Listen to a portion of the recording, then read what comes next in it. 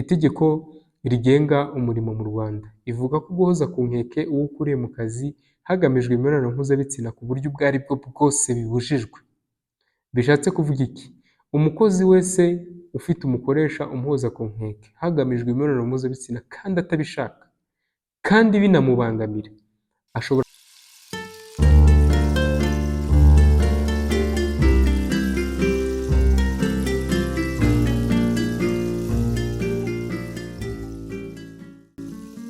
muraho neza, reka nongere mbashimire mwe mwahisemo kubana natwe kuri YouTube channel Amategeko muri Sosiyete AMS, aho nk'uko mumaze kubimenyera tubafasha gusobanukirwa amategeko y'u Rwanda ku buntu nta kiguzi, mu rwego rwo kwegereza amategeko abaturage, mu rwego rwo gutuma abaturage bamenya amategeko y'u Rwanda, kuko usanga abantu benshi bahura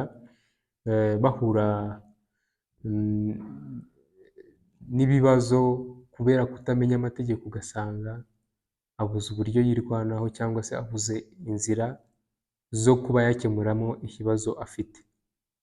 Icyo nkusaba, niba utarakanda subscribe, ndagusaba gukanda subscribe kugira ngo ujye ubasha gukurikirana ibiganiro byacu ku gihe.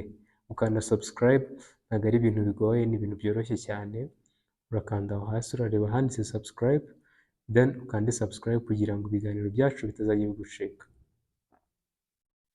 Reka nizere ko wamaze gukanda subscribe.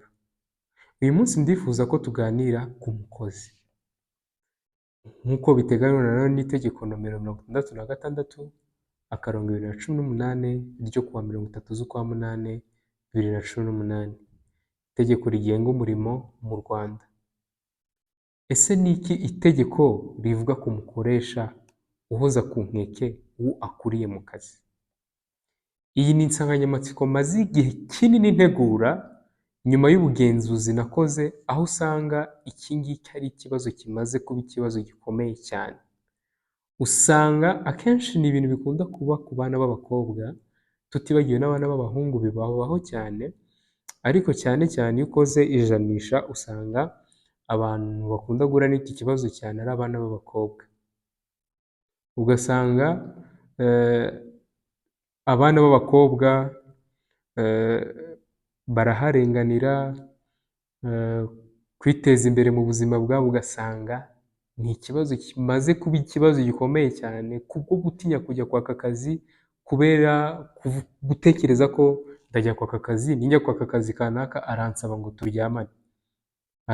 turyamane, cyangwa se ukaba uri no mu kazi, ugukuriye mu kazi akajya guhoza ku nkeke kugira ngo mukorane imibonano mpuzabitsina, akubwira ngo nidukorana imibonano mpuzabitsina ndakuzamura, cyangwa se nitutabikorana ndagukura mu kazi. Ibyo rero ni ibintu nakoreye ubugenzuzi, nganiza bamwe mu bana b'abakobwa ndetse nganiza n'abahungu bamwe na bamwe. Ibaho cyane, iki ni ikibazo gikomeye, ariko mu by'ukuri hari iki itegeko rivuga ku bantu bameze gutyo.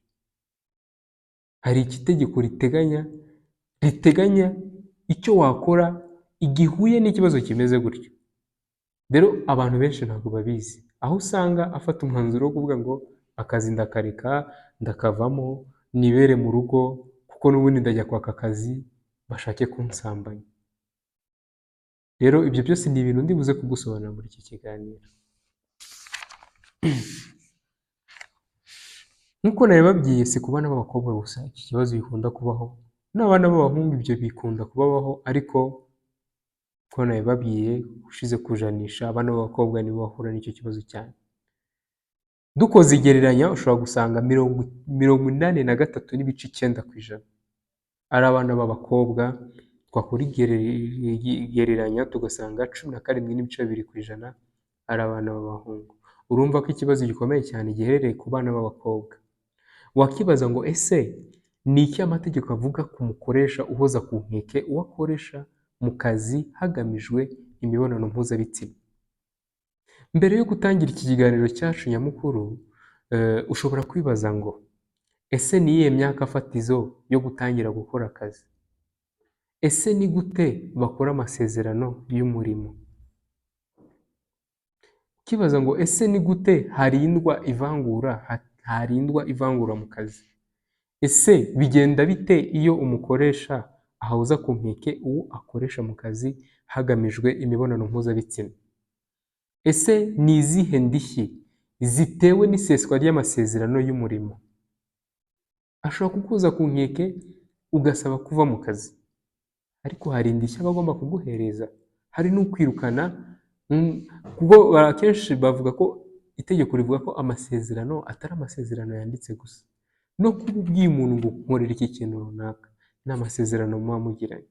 Icyo nkusaba wowe udukurikira, ndagusaba gutega amatwi tukaganira kuri iki kintu, kuko ni ikintu kimaze kuba icyorezo mu rubyiruko, cyane cyane abana bato b'abakobwa, icyo twakwita nka young generations, aho usanga bakorerwa ihohoterwa n'abakoresha babo, bababwira bati ni njye wakuzanye mu kazi, nitutaryamana ndakwirukana.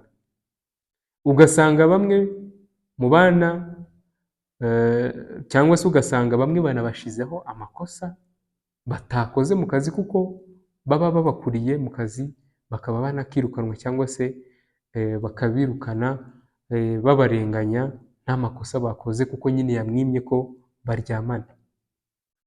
Iki rero ni ikibazo gikomeye cyane. Ndagushishikariza wowe mukobwa, wowe musore uri kumva iki kintu, nawe mukoresha, kugira ngo iki kintu mucyumve neza. Niba uri n'umukoresha wakoraga iki kintu, ugihagarike kuva uyu munsi, ugihagarike, ugishyire hasi, umenye ibikorerwa mu kazi n'ibidakorerwa mu kazi.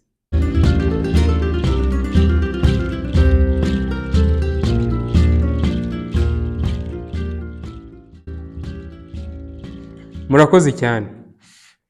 Reka noneho tugaruke ku ngingo yacu nyamukuru ivuga ku mukoresha uhoza ku nkeke uwo akoresha mu kazi hagamijwe kumukoresha imibonano mpuzabitsina.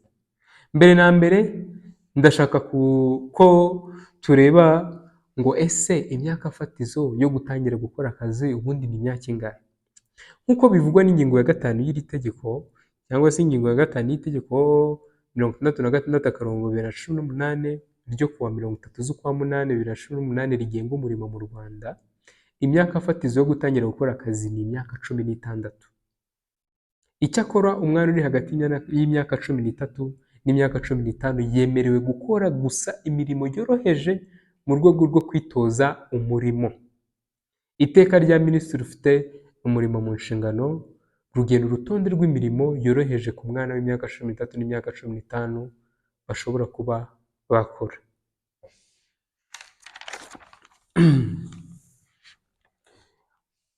Ushobora kwibaza ngo ese ni gute bakora amasezerano y'umurimo? Ubundi amasezerano y'umurimo akorwa hashingiye ku bwumvikane bw'umukozi n'umukoresha.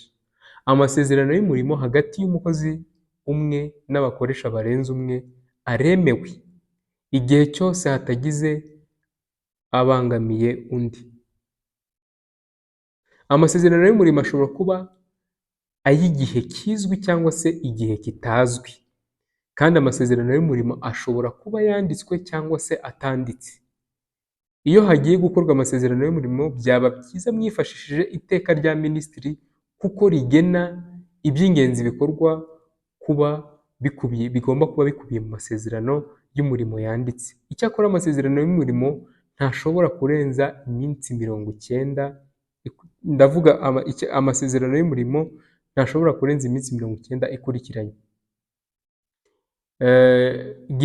Gihamya y'amasezerano y'umurimo ishobora kuba mu buryo ubwo ari bwo bwose. Bishatse kuvuga iki? Niba uhaye umuntu akazi, cyane cyane nk'abakozi bo mu rugo, kanguhere kuri urwo rugero rworoshye, umuhaye akazi ngo ajye gukorera inshingano zo mu rugo. Ako kazi umuhaye akenshi ntabwo bakunda kugirana amasezerano, nta masezerano bagirana.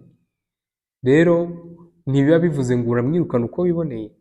Donc nyine ni gihamya y'amasezerano y'umurimo ishobora kuba mu buryo butandukanye. Reka noneho turebe kuvangura mu kazi. Ese ni gute harindwa ivangura mu kazi? Hari igihe usanga hakunze kuba ivangura mu kazi, kurutanisha abantu ndetse n'ibindi. Iyo urebye ingingo ya 9 y'iri tegeko ry'umurimo, usanga ivuga ko umukoresha agomba guha abakozi amahirwe angana mu kazi.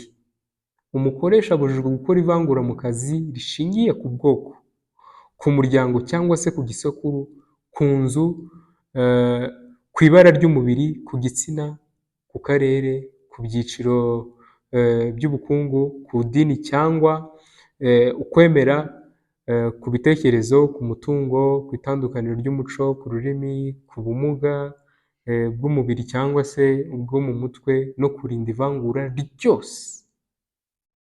Umukoresha wese akwiye guhemba abakozi bose umushahara ungana iyo abo bakozi bakora imirimo y'agaciro kangana, nta vangura iryo ari ryo ryose rigomba kubamo. Ushobora kwibaza ngo ese ni gute habuzwa guhoza ku nkeke uwo ukuriye mu kazi? Iyo urebye ingingo ya 8 y'itegeko nomero 66/2018 ryo kuwa 30/8/2018, itegeko rigenga umurimo mu Rwanda, ivuga ko guhoza ku nkeke uwo ukuriye mu kazi hagamijwe imibonano mpuzabitsina ku buryo ubwo ari bwo bwose bibujijwe. Bishatse kuvuga iki? Umukozi wese ufite umukoresha umuhoza ku nkeke hagamijwe imibonano mpuzabitsina kandi atabishaka kandi binamubangamira, ashobora gutanga ikirego akavuga ko umukoresha we amuhoza ku nkeke hagamijwe imibonano mpuzabitsina, kuko ni icyaha mu mategeko kandi usanga abantu benshi batabizi. Umuntu agatekereza ko bizafatwa n'icyaha ari uko yamufashe ku ngufu. No. Niba guhoza ku nkeke ukabona bibangamira imyemerere yawe cyangwa indangagaciro zawe, ushobora kumurega. Mwabakoresha mwe muhoza ku nkeke abakozi banyu mugamije gukorana nabo imibonano mpuzabitsina, itegeko rirabihanangiriza, mushatse mwabireka cyane ko ari icyaha gihanwa n'amategeko. Kwirukana umukozi ku kazi kubera ko yatanze amakuru cyangwa se ubuhamya ku bijyanye no guhoza ku nkeke hagamijwe imibonano mpuzabitsina bikozwe n'umukuriye cyangwa se mu kazi, birabujijwe. Nongere mbisubiremo. Kwirukana umukozi ku kazi kubera ko yatanze amakuru cyangwa se ubuhamya ku bijyanye no guhoza ku nkeke hagamijwe imibonano mpuzabitsina bikozwe n'umukuriye mu kazi, birabujijwe. Umuntu yemerewe gutanga amakuru, nutanga amakuru bakakwirukana ugomba kurega. Bishatse kuvuga ko umukozi wese afite inshingano n'uburenganzira bwo kuba yatanga amakuru ku mukoresha uhoza ku nkeke umukozi we hagamijwe imibonano mpuzabitsina. Bishatse kuvuga ko, kanongere mbisubiremo neza, umukozi wese afite inshingano n'uburenganzira bwo kuba yatanga amakuru ku mukoresha uhoza ku nkeke umukozi we hagamijwe imibonano mpuzabitsina. Uzabikore wisanzuye kandi ushize amanga, kuko igihe cyose uzahura n'iki kibazo uzagitange. Umukoresha wawe nakwirukana humura, ntacyo uzaba, itegeko rizakurenganura. Igihe hari ibimenyetso bifatika byemeza ko umukozi yasezeye ku kazi kubera guhozwa ku nkeke n'umukuriye agamije imibonano mpuzabitsina, bifatwa nko kwirukanwa mu kazi nta mpamvu. Rero kwirukanwa mu kazi nta mpamvu, hari amafaranga y'imperekezo uhabwa. Ushobora no kurega umuntu ukwirukanye ku kazi nta mpamvu kandi mwaranagiranye amasezerano mwanditse, akwirukanye ku kazi nta mpamvu kandi binyuze muri ayo makosa yose. Niyo mpamvu mbasaba uwaba wumva wese ashaka gusezera kubera ko ikibazo cyo guhoza ku nkeke, wenda ushobora guhozwa ku nkeke n'ugukuriye mu kazi, rero ugakenera gusezera, ugomba kubanza kuba siri ko hari abantu bazi ikibazo cyawe, kuko itegeko rivuga ko uba ugomba kuba ufite ibimenyetso bifatika byemeza ko uhozwa ku nkeke n'umukoresha wawe. Ese ni izihe ndishyi zibaho zitewe n'iseswa ry'amasezerano y'umurimo? Icyo kintu nacyo ni ikintu ugomba kwibaza. Iyo habayeho iseswa ry'amasezerano y'umurimo binyuranyijwe n'amategeko, bituma hatangwa indishyi. Indishyi zihabwa umukozi wirukanywe binyuranyijwe n'amategeko, ntizishobora kujya munsi y'umushahara w'amezi 3. Niba wirukanwe mu buryo butemewe n'amategeko, indishyi ziguhabwa wowe mukozi wirukana cyangwa se bitewe n'iseswa ry'amasezerano y'umurimo, ntabwo zishobora kujya munsi y'umushahara wawe w'amezi 3, ariko kandi ntizishobora kurenza umushahara uhabwa w'amezi 6. Icyakora iyo umukozi afite uburambe mu kazi burenze imyaka 10 ku mukoresha umwe, indishyi ntizishobora kurenga umushahara ahabwa w'amezi 9. Indishyi zivugwa mu gika cya gatatu cy'ingingo zinahabwa zihabwa intumwa cyangwa se abari intumwa z'abakozi, abagize komite z'ubuzima n'umutekano ku kazi n'abahagarariye sendika igihe birukanwe mu buryo bunyuranyije n'amategeko bazira gushyira mu bikorwa inshingano zabo no guhagararira abakozi. Ibiteganywa mu gika cya 2 n'igika cya 3 by'iyi ngingo byubahirizwa no mu gihe indishyi zigomba gutangwa n'umukozi washeshe amasezerano mu buryo bunyuranyije n'amategeko. Mu gusoza, reka nsoze mbashimira kuba mwabanye nanjye muri iki kiganiro, nanabashishikariza gukomeza kurwanirira uburenganzira bwanyu, mugatangira amakuru ku gihe kugira ngo murwanye ihohoterwa rikorerwa umukozi wese aho ari mu kazi ke, yaba ari umukozi ufite amasezerano yanditse n'undi wese ufite amasezerano atanditse.